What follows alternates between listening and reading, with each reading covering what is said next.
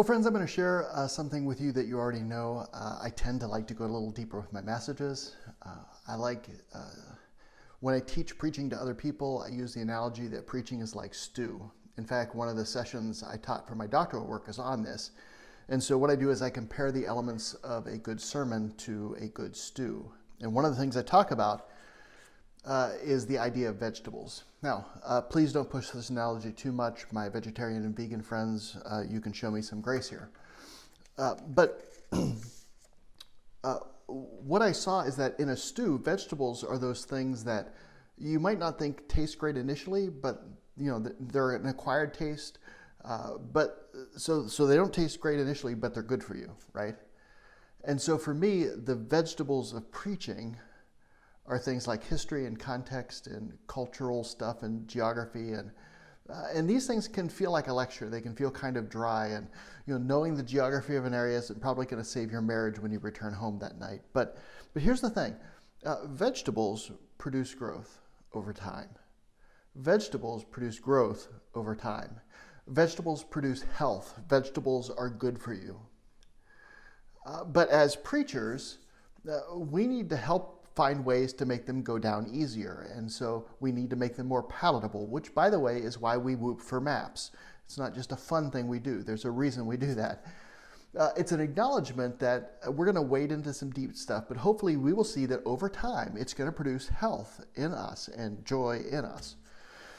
Now, that said, it's a lot harder for me to do some of the deep stuff on video. So we had a bunch of stuff that I had to cut out that may or may not have been super helpful in terms of understanding celebratory psalms.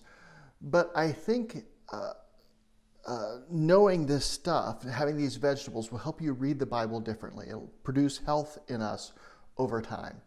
I want you to know I didn't fashion this stuff into nice linear sermon stuff. I'm just going to give you some insights, bullet point, just sort of share them this way. Nothing fancy. First thing I want you to remember is that it's helpful to remember that the Psalms are unlike a lot of other literature that we're used to reading. So they're not meant as history or narrative works. They are songs. They are poems.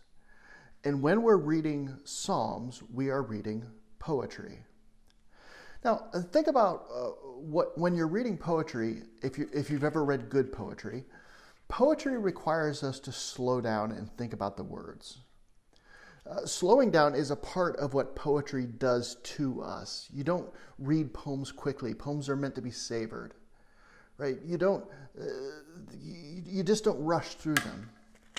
But the problem is, of course, we are not a savoring people.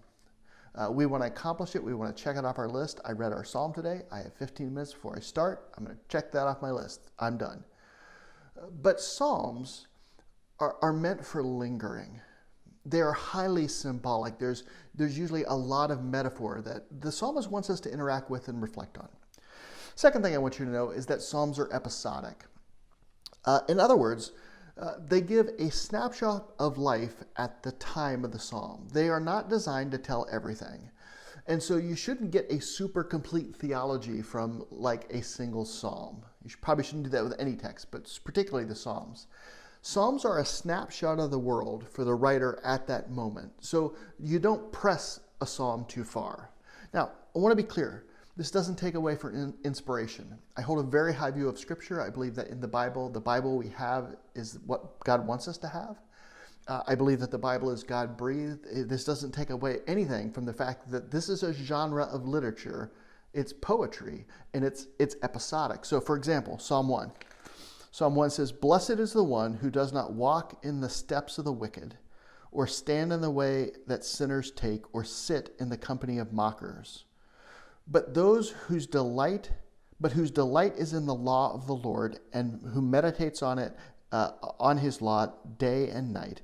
That person is like a tree planted by streams of water, which yield its fruit in season, whose leaf does not wither." Now look at this. "Whatever they do prospers." Whatever they do prospers. So really, everything the righteous does prospers? Really? They prosper in everything?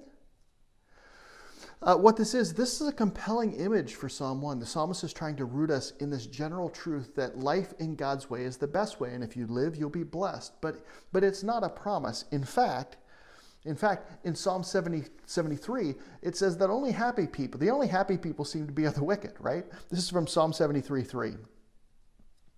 It says, "For I was envious of the arrogant. I saw the prosperity of the wicked."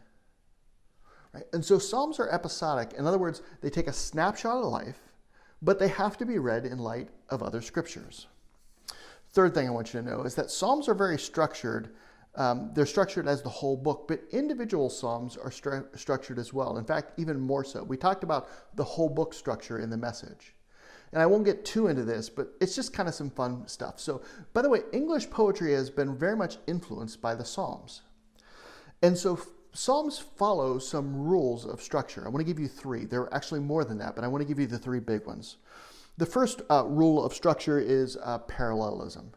And parallelism, you have two lines that say something similar or sometimes something opposite. But the idea is the psalmist, the writer, wants you to highlight these two things and kind of hold them together to get one general thought. Now, there are different kinds of parallelism. I'm going to give you three, but there's actually more. These are the big ones. The first is called synonymous parallelism. Synonymous parallelism. This is where the same thought is repeated twice, but in synonymous words. For example, Psalm 18:4. And to keep up with my low video effort, I'm not going to do any fancy stuff or put these on the screen. You're just going to have to look it up. So Psalm 18:4. "The cords of death encompass me. The torrents of destruction assailed me." So those two things are supposed to be held in tension. They're supposed to be, they say the same thing. They say it kind of twice. And what the psalmist is doing is emphasizing. Remember, in that day, there weren't highlighters, and so they used repetition for emphasis. And so this is synonymous parallelism. The second kind of parallelism is called contrasting parallelism. Contrasting parallelism. This is where two lines sort of balance one thought or contrast another thought. Sometimes there's a phrase, antithetic parallelism. You sometimes hear that. Psalm 18:27 says, "For you save a humble people, but the haughty eyes you bring down." So you save a humble people, but on the other eyes, haughty eyes, proud eyes, you bring down. And the writer is contrasting God's action toward a humble person versus a haughty person. So this is contrasting. Third kind of parallelism is called comparative parallelism. Sometimes the big word is emblematic. That's the word, parallelism. And this is simile or metaphor. This is where a thought is expressed in a line and it's compared to that of another line. So an example would be Psalm 103, verse 13. It says, "As a father shows compassion to his children, so the Lord shows compassion to those who fear him." They're comparing the father's compassion with the Lord's compassion. That's comparative parallelism. So parallelism is one of the structures that the psalmist uses multiple times, different psalmists. And knowing this simply helps you read and appreciate the Psalms more. It's a serving of vegetables. It helps you read them better over time. Second Psalm structure, so parallelism, the second is called chiastic. Chiastic. And chiastic will look something, actually, I will need to add a graphic. I was going to say it looks something like this, but can't do this. So it looks something like this. Fancy, huh? So the psalm itself will be structured like line A, line B, line C, line D. Then D will sometimes repeat, sometimes not. It's emphasis. And then it reverses itself. So A, B, C, D, C, B, A. By the way, you can Google this stuff until your heart's content. If you're a word nerd, it's kind of an interesting thing to look at, kind of an interesting thing to sort of wrestle with. But here's why this can be important. What the author will often do is put the main idea, sort of the central idea of the psalm, in that center. So in this case, it would be line D. So it would go A, B, C, D, main thought, and then back off. So it's not just a structural thing, but it actually helps with interpretation. That's why it's important. So that's called a chiastic structure. One more, third structure. And I really like this one. Some psalms are structured as acrostics. So acrostic is when you take the alphabet and you put it out there in order verses. And so the author would write the first letter of the Hebrew alphabet, 1 through 22. There's 22 letters in the Hebrew alphabet. And they would start with a line with each of those letters. And they would come up with, it would be an acrostic. And they would come up with a line starting with each of those letters. Now, this seems trivial. Why would they do this? Is there a reason for it? Well, if you just said, well, it would help memorizing something, you would win a gold star. So, although it was common for Jews to memorize the entire book of Psalms, there was a way to help with that. And these would particularly be used in the Psalms of Ascent, which would be sung on the move. And so they would have these acrostics and it would help them memorize the psalm. And we should have had you write one of these as a homework assignment, but it's a really fun exercise. Just take the letters of the English alphabet, A through Z, and try to write a line that either begins with that letter or the second letter or third letter. It's a little harder in English, but there's a lot of this in the Bible, and it's kind of fun to do. So here's why I introduced this. We've been saying that the Psalms were designed to teach us to pray. They were designed to be used. I talked about Eugene Peterson, this idea of the forgotten tradition. The forgotten tradition. So one last thing I want to talk about, doesn't fit in anywhere in the main message, and it's just this idea that Jesus himself most likely regularly did this. He regularly prayed the Psalms. First, Jesus was a rabbi, a teacher, and it would not have been unusual for him to have much of the Old Testament memorized, certainly the book of Psalms. And Jesus turned to the Psalms in his darkest moments. We see this kind of hidden throughout the text. But particularly on the cross, we hear Christ cry, my God, this heart-rending cry. And you read this and you get all these wonky sermons about how God is too holy and can't look on Christ or can't look on sin. And that's why, he says, why have you forsaken me? It has nothing to do with it. Jesus is praying the Psalms. He was praying Psalm 22 on the cross. In his darkest moment, Jesus turned to the prayer book that had given life and hope to his people for generations. By the way, most likely Jesus intended to pray through all of Psalm 22. In fact, there are quite a few scholars that think that Christ was praying through the entire Psalter on the cross from beginning to end.